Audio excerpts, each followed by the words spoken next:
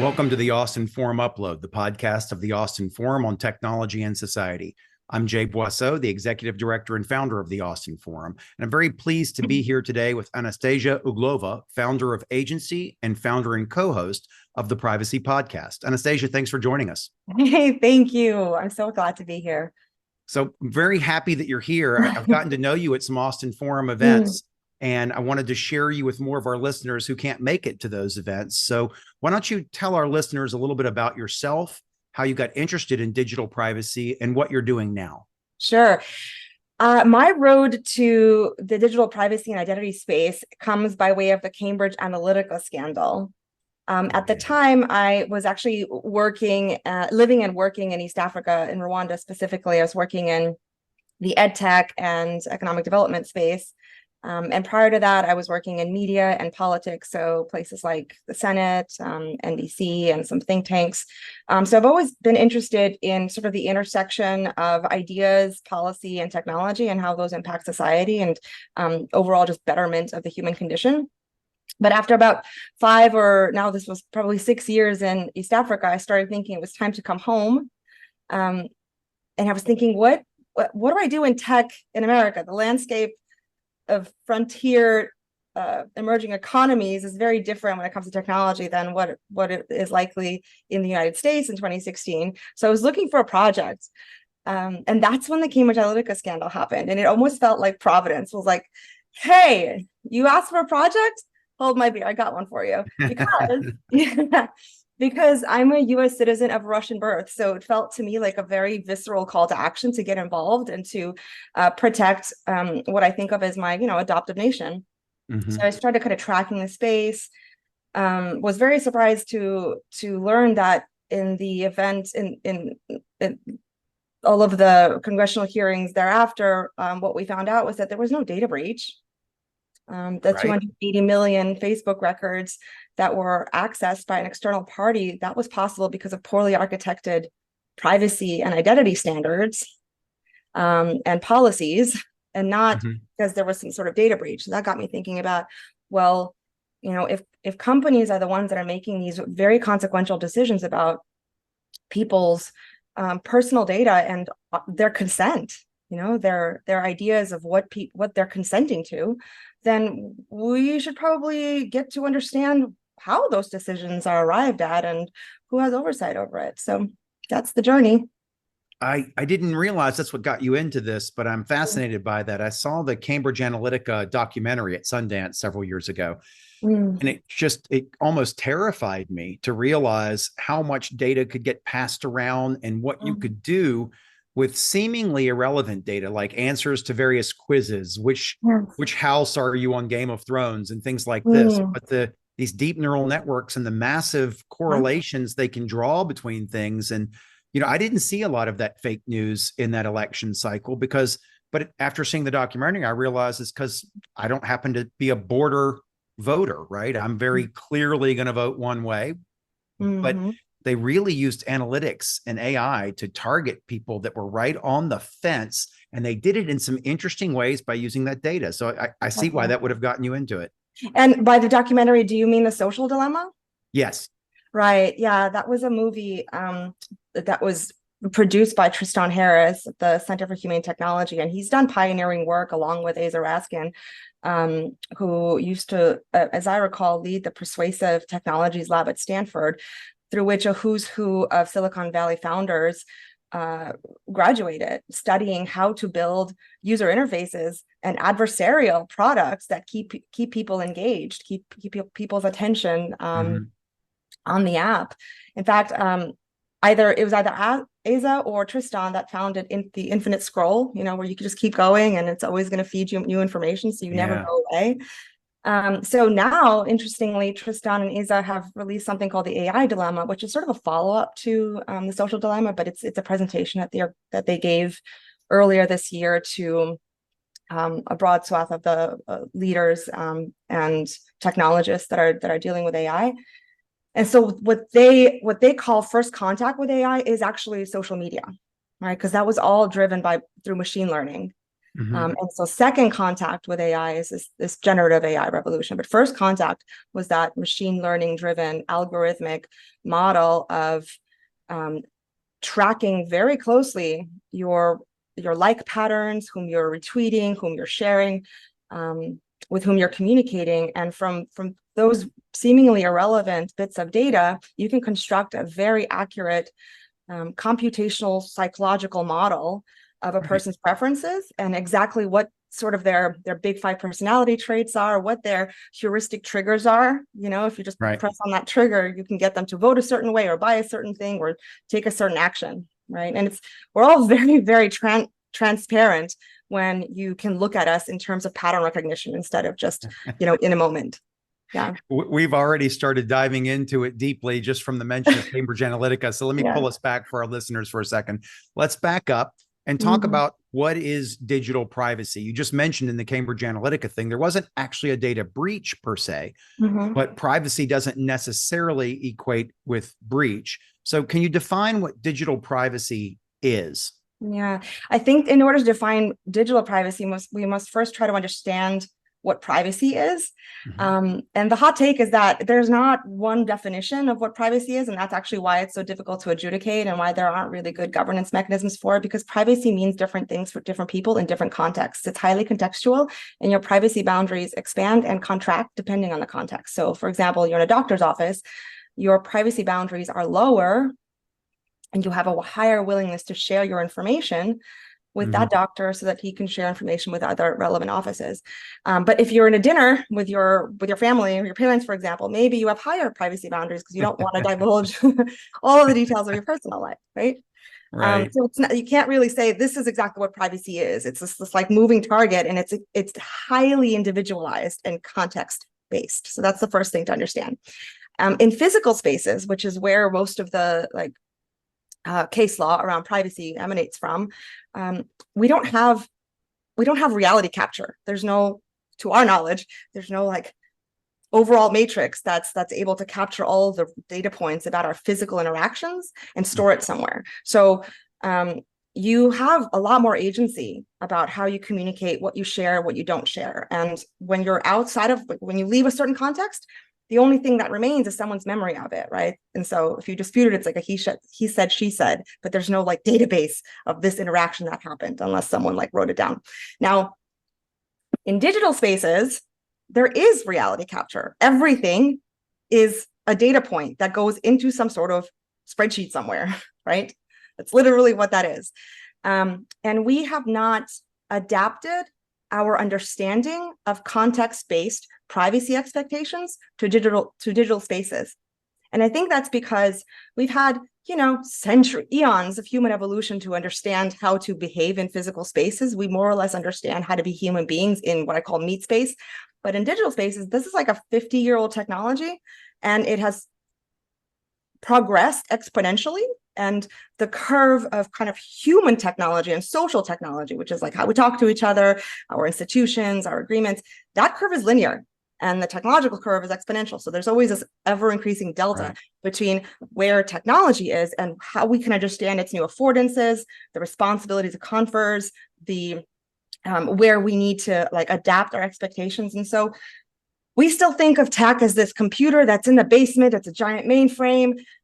Okay, maybe it's moved onto our desktops. Okay, well, fine, it's a laptop computer now. Okay, fine, it's in my pocket, and eventually it's on my wrist, and it's a brain computer interface. But we still really think of it as external thing outside of the body. It's not real. In fact, we say IRL to distinguish between digital and in real life, because we haven't caught on to the idea that digital is just as real and just as impactful as physical. And so if we want to start thinking about digital privacy, we have to ask really important questions about, do we have any reasonable expectation of privacy in digital spaces as we do in physical spaces? I mean, that's an underpinning for a lot of case law about privacy. Where is there a zone for reasonable expectation, and where in public spaces is there no reasonable expectation? And therefore you can't really say, hey, this is a private fact about me, I don't want it to be divulged. But in digital spaces, we don't really have consensus around where is there reasonable expectation. So it's all up for grabs. So, so privacy is not really even a right, right? I guess rights are legally determined. Yeah. And we don't really have a lot of legislation, at least in the US, around digital Yeah. privacy, right? I mean, That's there's some right. for HIPAA compliance and things like that. And there's some for, various levels of government, top secret and classified and things like that. But that relates to the secrecy of those materials. As an individual, other than HIPAA compliance for your health data, what other privacy rights do we have? Yeah, privacy isn't real. It's not an enumerated right. It's not explicitly stated in the Bill of Rights or the Constitution. We call the right to privacy a penumbra because, and that's a word, penumbra, I think is probably important to look up what it means, but essentially it's something that you arrive at because you basically derive that this thing is necessary in order to enable other rights. So in order to have all these other rights, we therefore are like, well, we probably need to have a right to privacy to enable those rights, but it's not explicitly stated. The first time that we really started talking about the right to privacy was in 1890 when Lewis and Brandeis wrote this seminal Yale Law Review essay called "The Right to Privacy." It was actually a reaction to technological progress. One of their daughters was getting married, and there was the advent of cameras at the time was new, and so journalists snuck into the wedding and reported on it, and it felt like an intrusion on their seclusion, which is one of the privacy torts that was later written about by a scholar named William Prosser. This is 1960, so a lot of privacy law after the right to privacy, that essay. We kind of fast forward to 1960. Now there's these 4 privacy torts, one of which is intrusion and seclusion. And from there, that's where kind of most of the adjudication around privacy stands. And it's a good question to ask whether we can rely on tort law from 1960 to adequately protect us in 2023 when it was not anywhere near possible to even imagine the surface area for privacy infringement that we're currently facing. Do you think people in the US have any idea of how little digital privacy they currently have? Or do you think in the US people are well aware that they have very little digital privacy other than HIPAA records and a few other corner cases? I think that people realize that there's no such thing as privacy anymore, but I don't think that they can make the distinction between the need for privacy and how closely and causally that is linked to enduring institutions in an open democracy.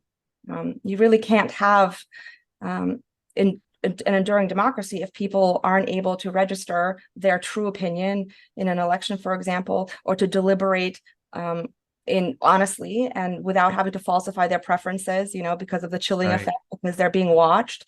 So you can't really have a real debate. You also can't have or any real sense of what is the temperature of the room, like what do people really think, because people are falsifying their preferences and they're not able to actually engage a topic and talk about it publicly. Why? Because the electorate gets increasingly polarized. Why does it get polarized? Because using seemingly inconsequential data points like your like patterns, it's very easy for me to use a machine learning model to feed you the exact information and the right priming that I need you to see at the right time when you're weakest to get you to think or vote a certain way. And this is, again, 2015, right? 2016. This is like almost a decade ago. We're in an election year now. I'd love for the listeners to imagine what's possible with the data capture currently available to companies and with the compute now available with orders of magnitude more AI capability. So we talked a bit about the US. Well, let's talk about Europe for a second. What is Europe doing in this area? I mean, things like GDPR and whatnot, but are they, what else are they doing? And are they ahead of the United States and the rest of the world in protecting digital privacy? I think that it's almost the wrong question to ask because it presupposes that we're talking about regulation. I think most people think about doing the right thing as that belongs to regulation or government or something. And I disagree with that wholeheartedly, not because I don't think that there should be laws or regulations. I definitely do. But I believe that those come in later on after harm's already been done. It's too late. There's been some sort of congressional hearing or an EU hearing about it. and it's kind of a last resort measure. A lot more needs to be done before it gets to that point, before you're asking people who are not technologists, you know, the legislators and regulators, you're asking people this is not their domain. They've got other things to do. They have other things to deliberate on. And instead of us doing the homework ourselves as technologists, we're saying, well, I don't know, let's just see what Washington or the EU comes up with. Like, that's not, that no other respectable industry expects Washington or Europe to do their homework for them, except for software engineering. So I'd say, I don't know if the EU or the US are behind. They're both behind because neither is leading from the industry itself. It's not, in neither case is industry coming together as founders, as capital, as investors, and saying, hey, you know, we know that there are some things with a high degree of accuracy that are really bad for the human condition, that are really bad for autonomy, that are really bad for decision making. So let's take them off the table. Let's have a stand or a floor, let's say, below which nobody can go in order to get product market fit faster. Like, if you remove certain options from the game theoretic race that all founders are essentially in, then we reduce the number of companies that are making bad decisions, not because they actively want to harm people, but because they've got to get to PMF. So, and with a specific example of GDPR, I think the EU looks like it's ahead because the EU did something. There's this idea of like, somebody ought to do something. And so the EU is like, let's come up with a GDPR. What did the GDPR do, actually? Well, it is a classic example of making it look like something's been done. And so it makes people more complacent because it looks like someone's taken care of the issue, someone's thought it through, someone with more expertise in the domain. And so we can kind of lower our guard. In practice, now we have these cookie pop-ups. So instead of reading an article that I want to read, I'm now presented with a menu of options that says I can either accept the cookie or, well, what if I don't want to accept these cookies? Then I have to like figure out which in the heterogeneous menus, because each menu is different from article to article or from website to website.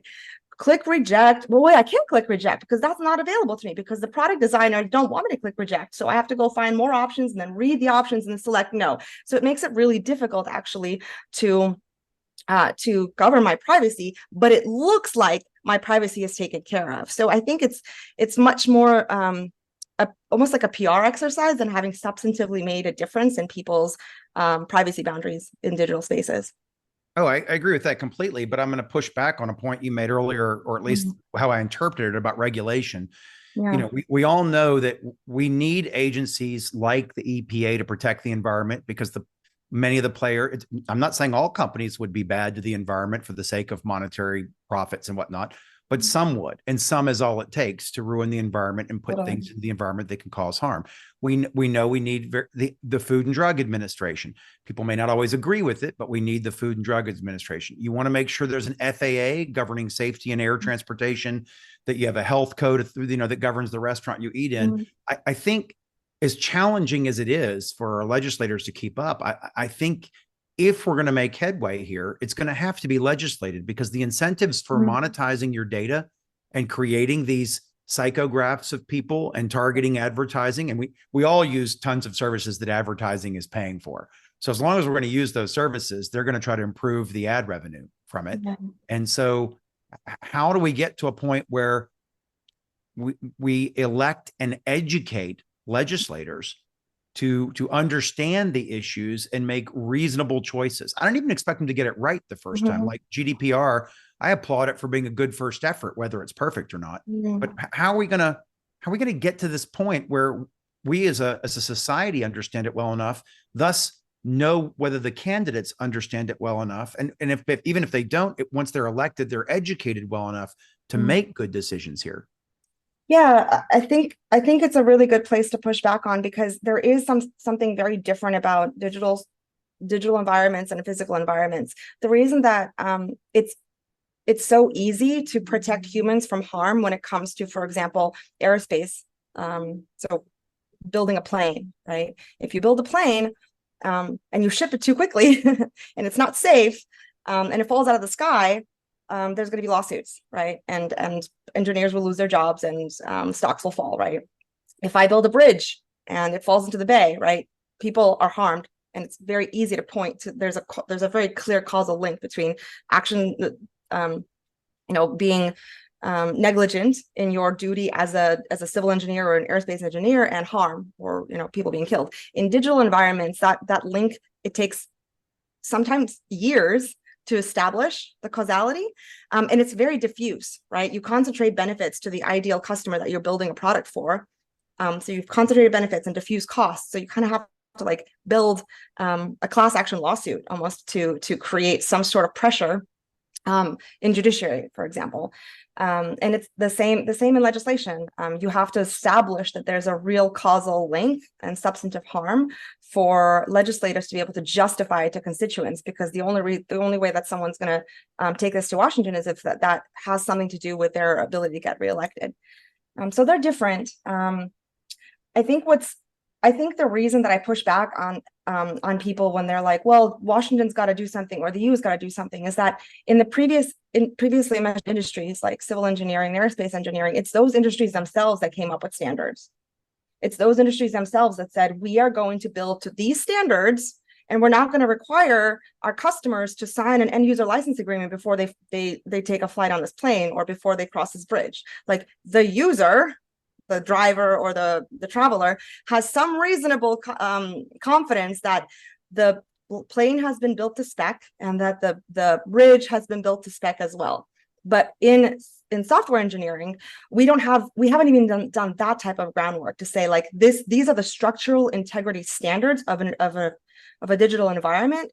And we've done this work, and we're not going to kick the can down the road in the form of a term of service or an end user license agreement that is just a bunch of legalese that is intentionally constructed to be unhelpful, so you can't actually make an informed consensual choice about your privacy options when you're looking at one of those agreements. Do you see what I mean? Yes, there is see what you're saying, but I would argue that in some of those cases where industries have come together to create standards, they've come together to create standards to protect the industry from hurting itself by having accidents, by having tragedies, et cetera. So that it's in the industry's best interest to establish those standards. I worry that in the software industry, it is not in their financial best interest to establish standards for privacy, data monetization, et cetera, because there's so much money to be made off of not having protections in that space. It's difficult. There's almost a perverse incentive here, because the technologist who's building a platform is not in a fiduciary relationship with the end users. They're in an actual financial relationship with the people who either are investing in the company or are the ones that are going to be able to generate revenue. Absolutely. So there's some question around, like, how do we re-architect the fiduciary responsibilities here and align incentives between capital and product design? Really difficult and intractable problem. So I don't really have good solutions. And when people ask me, like, what should be done, I actually say very confidently, I don't know. It's not my job to tell you how to do it. It is my job to teach technologists, software engineers, and investors how to ask the right questions of technology, so that more people start asking the right questions of technology. And therefore, probabilistically, we increase the likelihood that somebody will come up with an answer. So if I raise an issue, that doesn't mean I necessarily know how to do something about it, but at least I'm noticing, hey, there's an issue. Can the 10 people listening to me also help me think through this issue, so somebody can come up with some sort of solution? Yeah, I think it's going to be very difficult because one, it's a difficult problem. Two, the financial incentives are the opposite direction for the large scale platforms that benefit from being able to monetize your data, create psychographs, target ads for you, et cetera. And three, people are kind of lazy too, right? I mean, I use plenty of free services that I know exactly what's going on, at least conceptually, behind the scenes. I may not always be aware of the scale of the data trading behind the scenes, but I get value out of using something like Facebook entirely for free. Well, it's not really for free. It's free to me, in terms of a direct cost. That is one of the potential paths, right? Is for people to offer services in which you can opt out, but you have to pay a subscription fee to make up for the advertising revenue they're not going to get. I am waiting to see the company arise that allows you to create a digital identity that shields your actual identity and that interfaces with all of these ad-supported data monetizing online services, but they don't know that it's you. They can't tie it to your location, your any of your characteristics. I would love to see that anonymized digital avatar as opposed to the the digital clone or the digital twin. I want to see the anonymized digital avatar that protects you in digital cyberspace. But there's your own actually digital cloaking device. Yeah, and it's entirely possible. We actually have the technologies, but they're just they're not moving as quickly, and there's just not as many. Like it's two sides. You've got to have the people who are creating it and the people who are buying it. And here's where I would say there's two different things I want to pick up on here. One is, how do we align those incentives? I think the best available option to us right now, if government is involved, is to look at this as a national security concern. Agreed. TikTok is a really good example.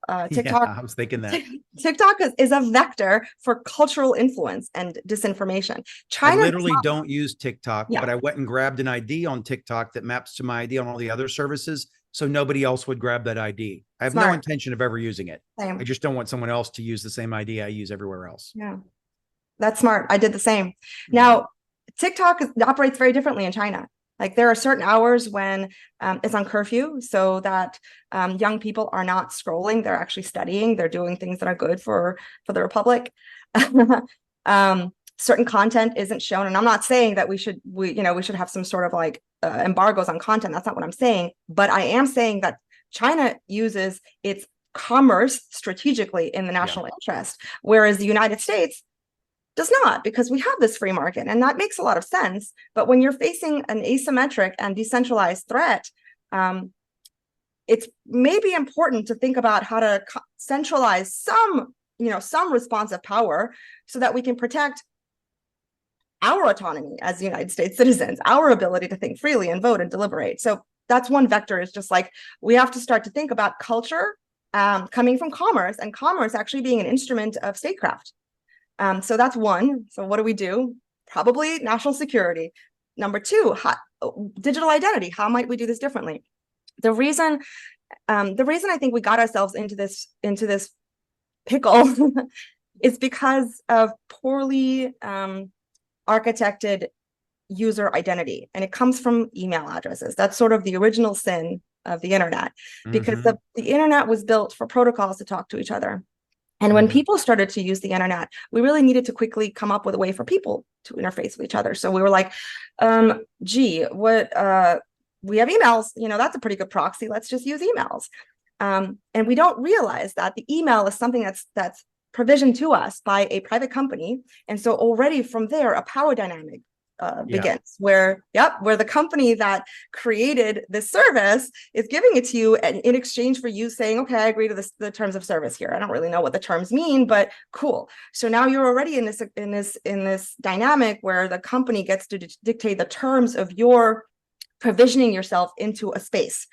I don't have to go to a private company to provision myself into physical spaces and into meet space. I just exist, right? I don't need someone to tell me under what terms to exist in a public space. But in digital spaces, it's all intermediated by private companies. And there's so many of them, right? I have so many different logins, so many different identities, and it gets multiplicative and ungovernable when you start thinking about, what does the metaverse look like? How many different environments are we going to be in? Am I going to have to move between different terms of service? And I won't be able to read it all. If we remain in this paradigm where you're showing me a piece of paper that's 20 pages long, for me just to transact value that's part of modern society, I won't do any of it. And so either these agreements are interoperable and I set it once and forget it, or I am forever just like leaving a massive trail of data exhaust for you to mine and influence me in a concealed way. How might we do it differently? Decentralized identity. That would be wonderful. With zero knowledge cryptography on top, so that I can determine, access controls. I want you to see this content, and I only want you to see this content, and under these conditions, and for this time, and then I revoke access. Right? I can have that kind of granular control over my identity options, because they belong to me.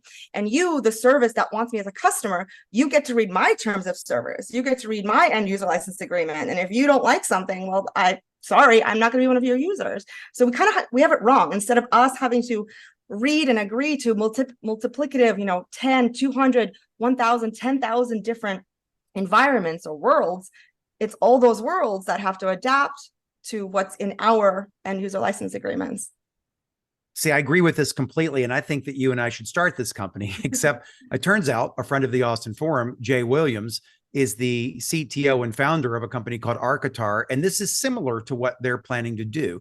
You know, they're not pretending that people's digital identities aren't already out there and people aren't trading the data, but they're creating tools for people to take control of their own data and be in control of who gets to access it and how it's used. And I hope to see a lot more companies like that and doing things that are oriented towards you as the individual, protecting your identity and determining your own, as you said, your own end user license agreement. It's really the end company license agreement. Here's what you can do with my data, and here's what you can't do with it.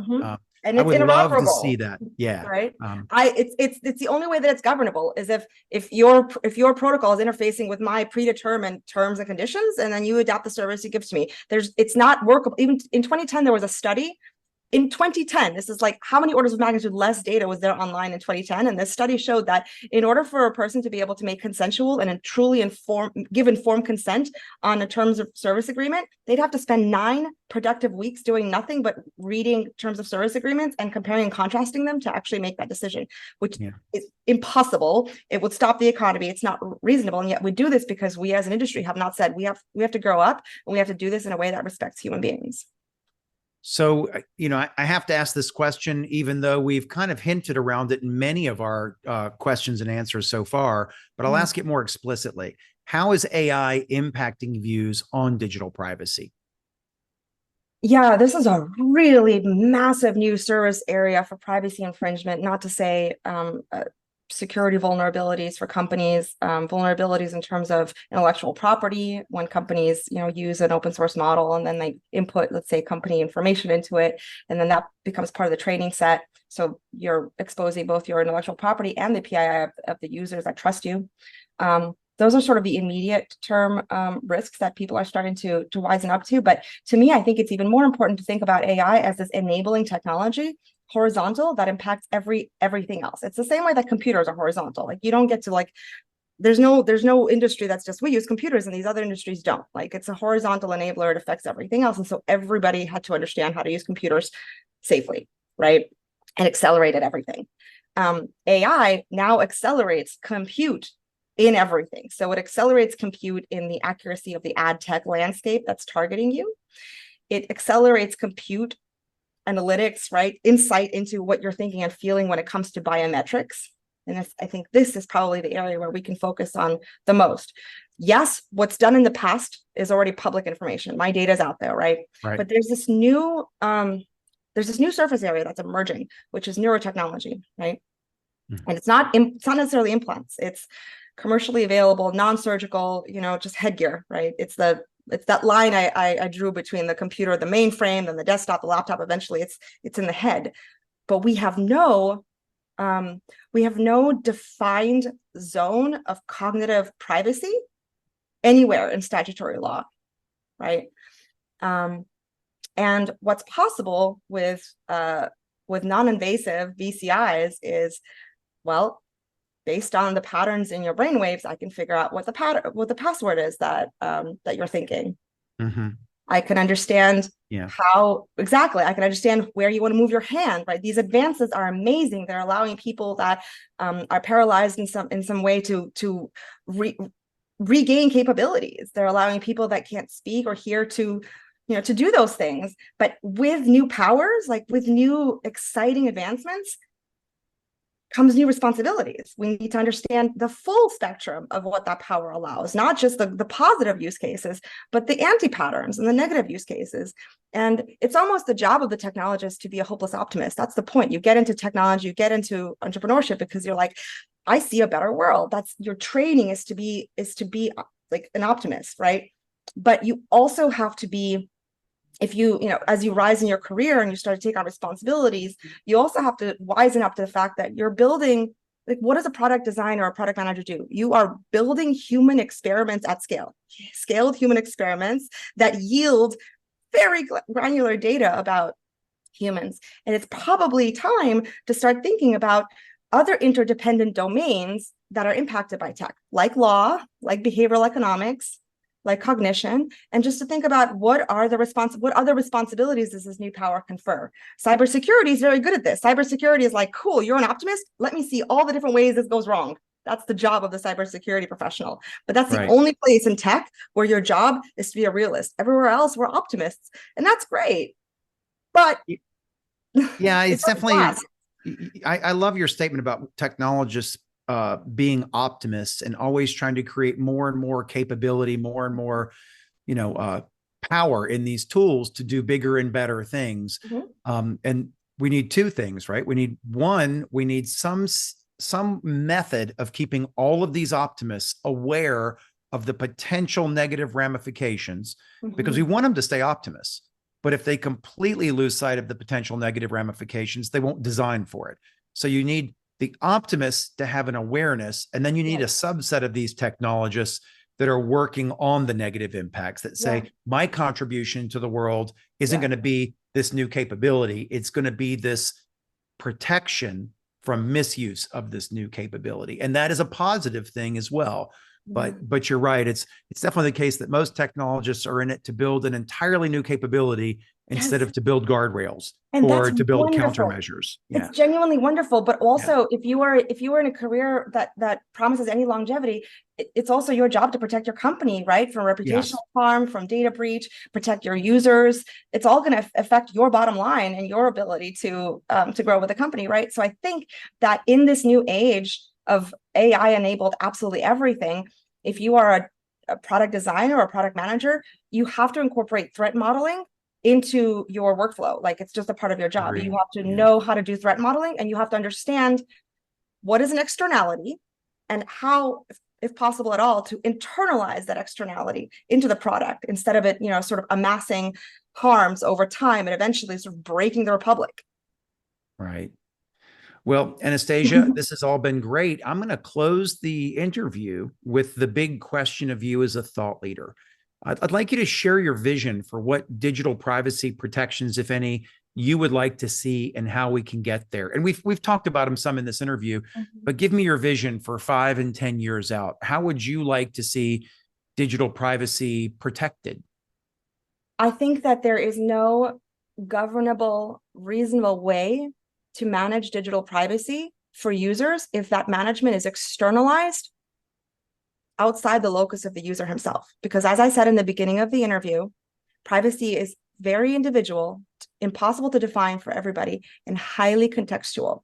So it is an impossibility that any governance framework, whether that's at the government level or at the platform company level, can possibly anticipate every possible context that a user will face and how they're going to respond to that context. That's like tantamount to trying to envision the future, right? So you have to give the power of responsiveness and context back to the user, right? So platforms can't do this. There's just too many options. You're trying to predict the future. The only person that can respond with agility to the changing context is the user, which means that there's no such thing as a private future without some sort of self-sovereign or decentralized identity where I can also cryptographically protect everything that emanates from my user ID or my decentralized identifier, however we call it. So make cryptography great again. Well, thank you for that answer and for that vision. I'll ask one more question. How can our listeners learn more about this topic? Well, I do write a good bit about this on my Mirror account. So that's this was the shameless plug time. So I wanted to mention that.